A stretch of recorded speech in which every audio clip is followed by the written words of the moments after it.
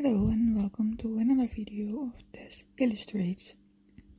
We are gonna paint some more butterflies because it's still May and I'm joining the Love Butterfly Challenge by Alison Lyon. I already talked a bit about this in the last vlog, but yeah, I'm still working on that. This butterfly that I'm painting right now, I had a lot of trouble with the blue. I didn't have the right tone of blue. It was a really cool blue with a lot of vibrancy in it, and I didn't have any blue like that, so I had a bit of trouble with painting this one.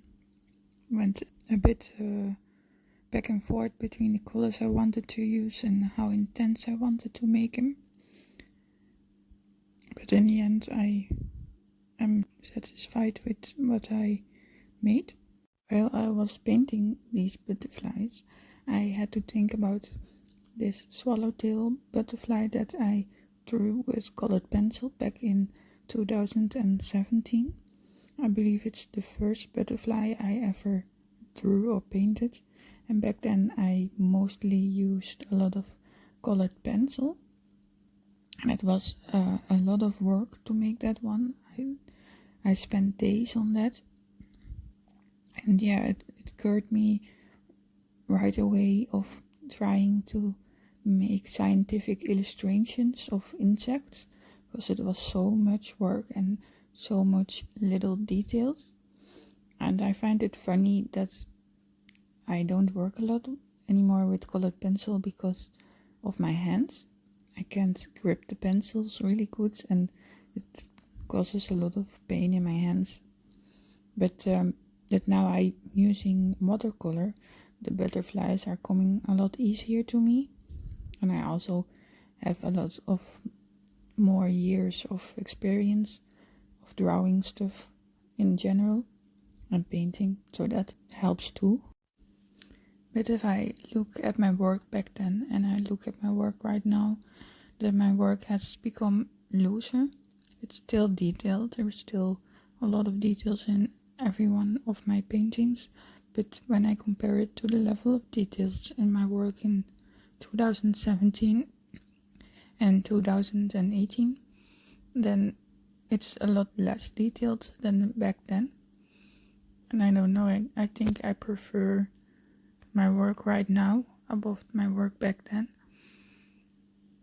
So yeah, it has been a journey and I'm still not there. I still have a lot that I want to improve in and that I want to learn while painting with watercolors, but yeah, it's a fun journey to be on. And it has allowed me to connect with a lot of people in the art community, and I am really grateful for that. I met some awesome people that are really kind and make beautiful artwork, and that makes it more than worth being there, and that makes making art even more valuable. And on that note, Alison and me made a nature artists group over on Facebook. I will leave a link in the description box below if you are interested in joining. It's a group where everyone can share their artwork that's nature related, so any nature, not only butterflies, also trees and other insects, foxes, dogs, anything. So, and any medium, any level of art painting you are in, if you are just a beginner or you are intermediate or advanced, it doesn't matter. Everyone is welcome, and you can ask questions about artwork. If you want to help other people, you can do that there. So it's meant to be a really kind and loving community, and we hope to build some great place there for feedback of your work, and also to share your work in a safe place if you are not ready yet to share it on, for example, Instagram. That can be a bit daunting to do in the beginning, and we hope to make a safe place in that Facebook group for everyone. Now, when I was rambling about some other stuff, we have been watching some in detail shots of me painting this butterfly. The first thing that I'm always doing in my butterfly paintings is doing underpainting. This underpainting allows me to map out where everything will go, so that if you make little mistakes, that it doesn't ruin your painting right away. This butterfly has a lot of black. You can see that I'm mixing it right now. And if you would paint this black straight away on the paper, then it would be, next to that effect, it would be very scary to paint. It would be unforgiving. If you make a mistake while painting with this deep black, then that mistake is there and you can't fix it. With the lighter underpainting, it allows me to map out where I need to paint these dark colors, and it allows me to make mistakes. Another thing that I do to allow myself some room for errors is that I use water-soluble graphite. I transfer my sketch to the watercolor paper with some like those graphite sheets, and I use a yellow one so it's as light as possible. And then I go over everything with a water-soluble graphite pencil. And the yellow is something that disappears really quickly, and that's why I go over it with a pencil. But because I use a water-soluble graphite pencil, it dissolves in the water when I'm painting. And that means that the lines won't show up anymore after I have painted. So if you make a mistake in where a line was or something, that won't be visible in the end painting because that line will be dissolved. So it makes some room for error in your basic sketch that you sometimes spot when you are painting. And then with normal graphite pencil, you have this ugly line in your painting that you didn't want. But with the water-soluble graphite, the line is dissolved, so it's no longer there. So yeah, that's a practical tip. I use the Faber-Castell ones, and the one that I use the most is the HB one. I like that it's not too soft or not too hard, because too soft lines become dark and they tint the color that you're painting, and the too hard ones, those lines are harder to dissolve. So yeah, HB is the perfect one.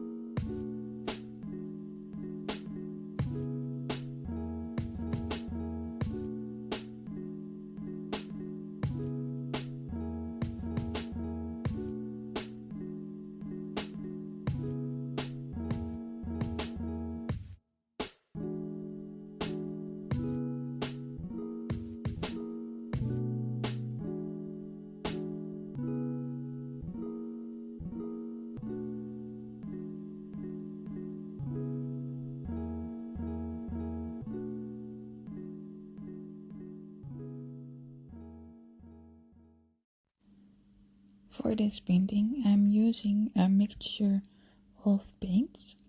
I'm using my Roman small paints, where I used the Payne's Grey and the other one that's unpronounceable. And I also used my Van Gogh paints, and in that I used some oxide black for the wings, the black colors in the wings. And for the blue I actually mixed the phthalo blue with some phthalo green, I believe, to make it a bit cooler, but not too much, because the phthalo green is, like the name says, greener. You can see it in the background there on the body of the butterfly. That's phthalo green in just that shade, and that wouldn't be right for the wing either, but I attempted to make the blue a bit more cool. I did have a cerulean blue, that's also a really cool blue, but that was not the right color. I also have to say that I really don't like the cerulean blue color. Later on in this challenge there was another blue butterfly that was a bit different in shade than this one. It wasn't this cool, this was really vibrant, and I didn't make it as vibrant as the photo, because if you put in a lot of color, that doesn't mean it's vibrant. Watercolors, a lot of them don't dry super vibrant, and what I have seen on the internet, I don't have them myself, but I have seen that there are some colors, for example from Daniel Smith, that dry super vibrant, but I don't have any of those. So I think that would be something that would be a really nice addition to my palettes, some really super vibrant blue and pink to mix with and to add to paintings like this. That just gives it this extra punch that you also see in the photos and the references that I'm using. Right now I am a bit behind with the butterflies. I did catch up a little already. I almost finished the Mother of Pearl yesterday, and that one was for this weekend, so I had to post it yesterday, but I haven't finished it yet.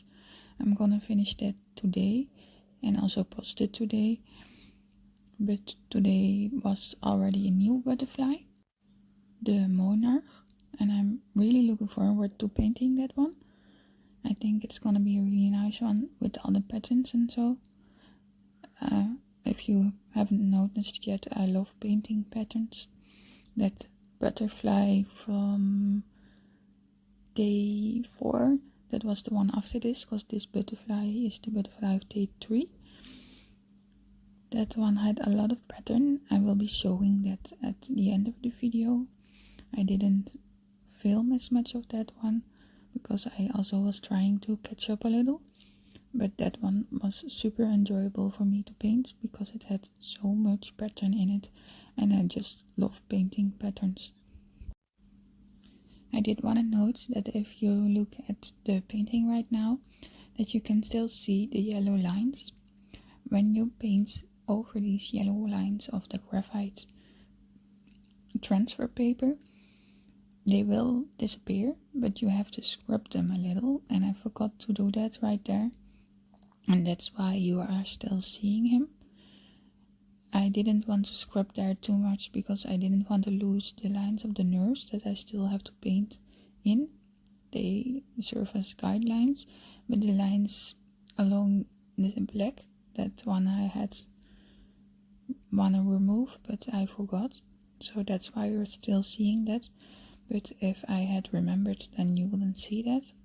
So that's just a little note, that if you work with these transfer papers and also with the water-soluble graphite, that you have to make it dissolves in the first layer, because if it's locked under the first layer of watercolors, then you can't dissolve it anymore. So you really have to do that in the first layer that you put on.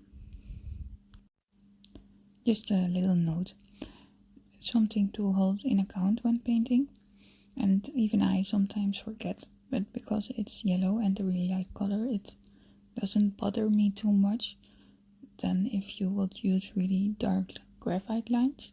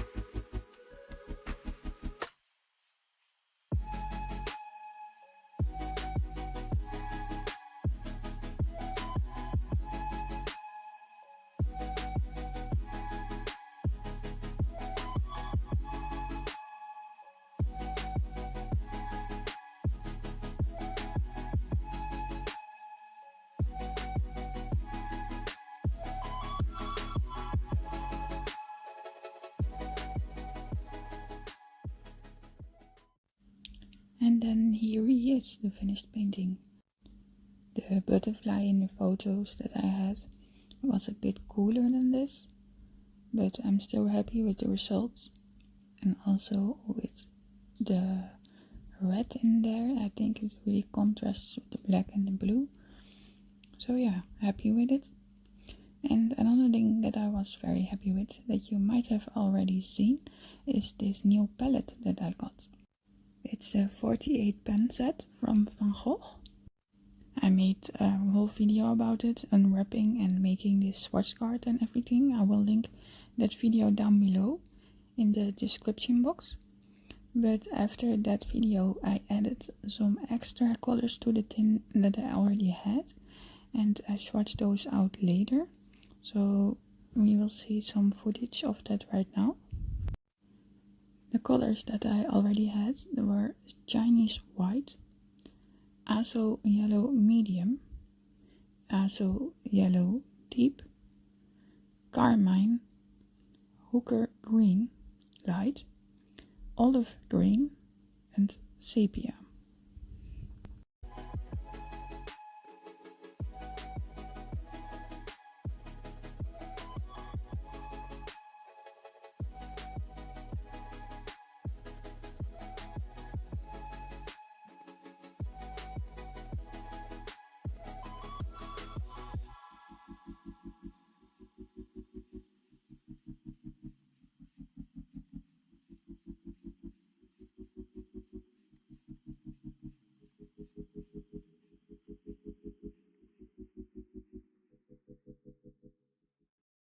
So now the color swatch sheet is done. It has all the colors that I own, and I only miss 17. So I might just buy those two. So I have the full range of 72 colors that's from Gogh Mix. This is the other butterfly that I was talking about earlier. It is the American painted lady, if I'm not mistaken. I added some pictures here because, like I said, I didn't film too much. So yeah, super happy with this one. If you are still watching right now, I want to thank you very much. I also want to thank my Patreons, Hans, Perosu, Allison, and Chris, for supporting me. You are amazing, and I hope to see you all next time. Bye!